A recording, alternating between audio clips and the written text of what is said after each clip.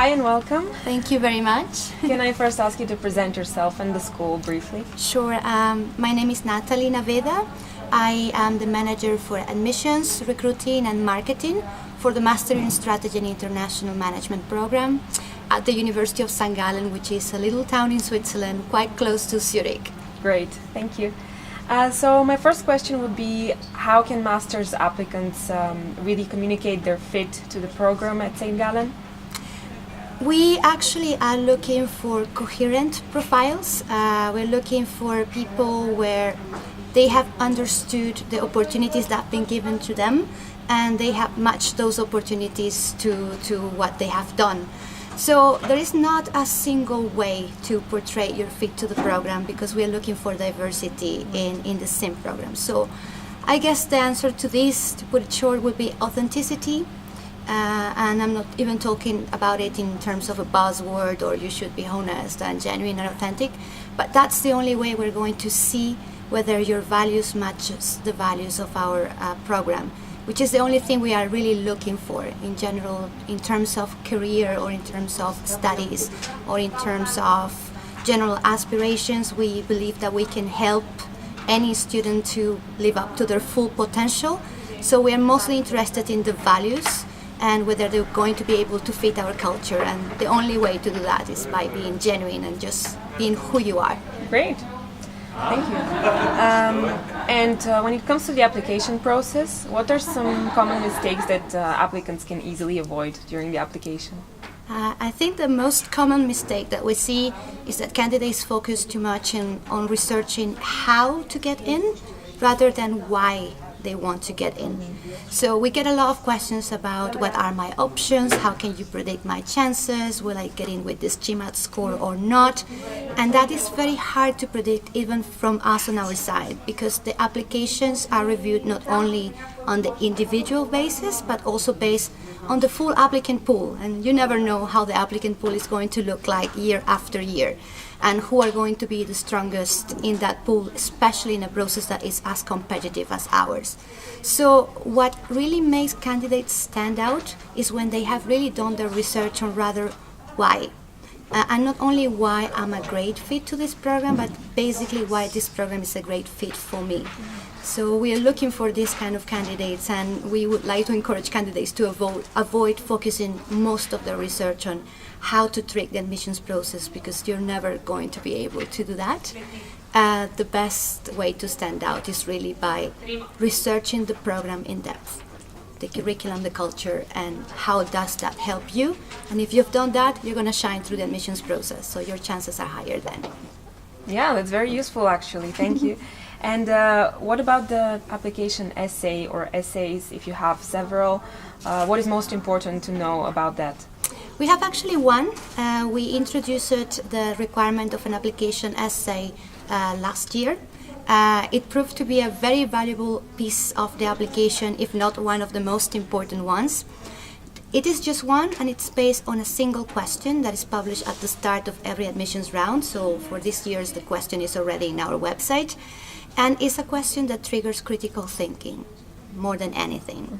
So we give very few guidelines, and that is on purpose. We want the candidates to answer to that question within the number of words that we actually require them to do it, but we don't give them any further guidelines about how to present it, format, where to take the question, because that will show us actually their standards, that will show us their way of thinking, that will show us a lot of elements that are quite important for us too.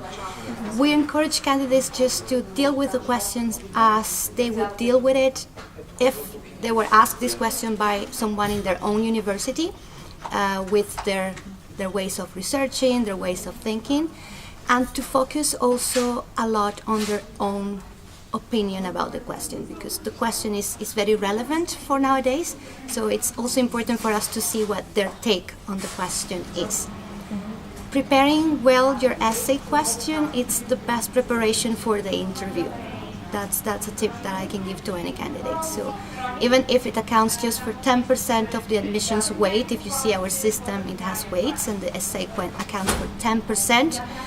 The essay is a non-negligible part of the application process because it will influence actually the interview as well. Okay. And what about previous academic experience? So is this required from applicants, and what do you look at exactly? The Master in Strategy and International Management program is a specialized master. That means that we go a little bit more in depth into the subjects of business. So it's not really a pre-experienced master. It is a pre-experienced master, but it's actually a master for students that have some level of knowledge in business administration or economics.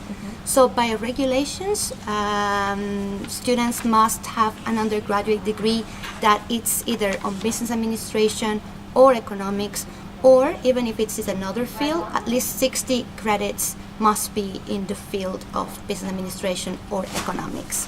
If anybody is in doubt, we actually offer pre-assessments, so they can always send the transcripts to the admissions office at the University of St Gallen, and we will be able to assess for which degrees they will be eligible or not. And in addition to that, if you have a master already in any field, so in that case, this rule about business administration does not apply. A master in any field, then you can apply also for the Master in Strategy and International Management program. That's very useful, okay. And you mentioned GMAT already. Yes. So do you require that, or do you also accept GRE, or you have a school-specific test perhaps? And also, how does that help the admission of a master's applicant? Okay, we do require it, so it's a mandatory requirement of our admissions process, either GMAT or GRE. We do not have any preference for either or. And it accounts in, if you see our weighting system, for 20% of the admissions weight, so that's as important as it's going to be. It is not, however, the deal breaker of our admissions process. We just use it as another element that showcases to us a different set of skills that all of the other elements on the application will show. We see the process of going through a GMAT or a GRE test as a challenge for a student, and since our program is quite challenging, we like them to go through some challenges during the admissions process. So that's pretty much the things that we are assessing through the GMAT. However, a lower GMAT score, because we do not have a minimum in our class, can be easily compensated by a very strong performance in all of the other elements of our application. We will encourage candidates whose GMAT is too low compared to the applicant pool, so that's always in comparison to the applicant pool, to retake if they have done a very strong interview or they have done a strong essay. So we will never eliminate anyone of the process just because of a low GMAT, if there is time for them to retake. Mm-hmm. And do you look at particular sections of the GMAT in more detail compared to others? No. We look at the score as a whole, same thing for the GRE.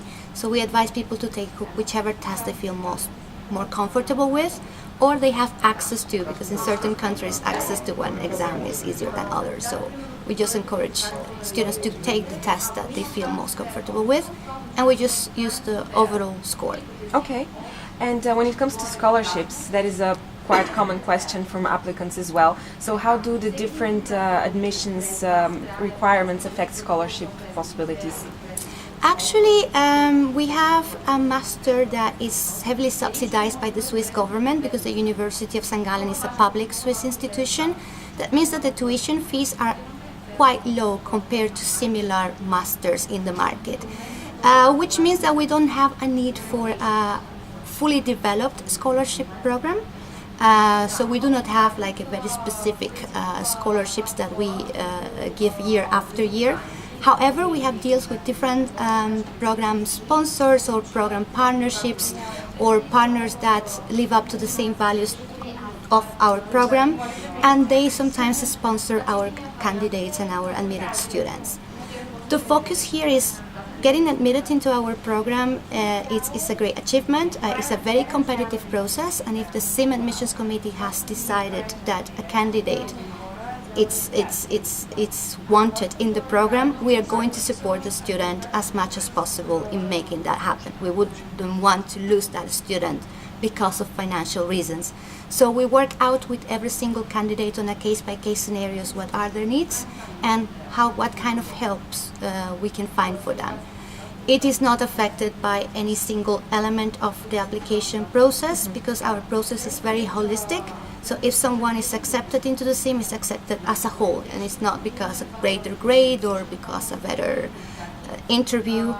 Every single student is, as a whole, accepted into the program, and it's worthy of a scholarship if they have the financial need, for example. So we try to help every single accepted student to figure out the financial part. But we don't systematically support because we are a public institution after all, and we don't have access to that much budget for scholarships, for example. This is good news then. I would just like to wrap up the interview with the question, what are some good examples of questions that applicants can ask during the interview or during meetings with representatives of the school? As I mentioned, we value a lot authenticity. So we are not looking for a certain kind of questions that are going to make better impression on us than others, because authenticity also comes from coherence. So sometimes we can understand that a candidate's asking a certain kind of questions that for us might seem quite obvious, but we're always trying to contextualize this to the reality of their country, their background, their university, etc. So what we are looking for is for a candidate that's asking us questions that are really concerning them, and not because they think these are questions they should be asking. So even if it's what people will consider a stupid question or a rather obvious kind of question, if they feel they need to ask it, they rather ask it directly to us, and they really get all the answers they need in order to understand this why that I mentioned at the start. Why am I applying to this program rather than how should I apply? But if at some point the how is also important and relevant for them to understand, we also rather want them to ask it to us rather than trying to figure it out by themselves. So in the end, we don't tick boxes in our program. We're looking for real diversity that comes from coherence, authenticity, and genuinity, and therefore we encourage candidates to ask the questions that they really feel they need to ask rather than they feel they should.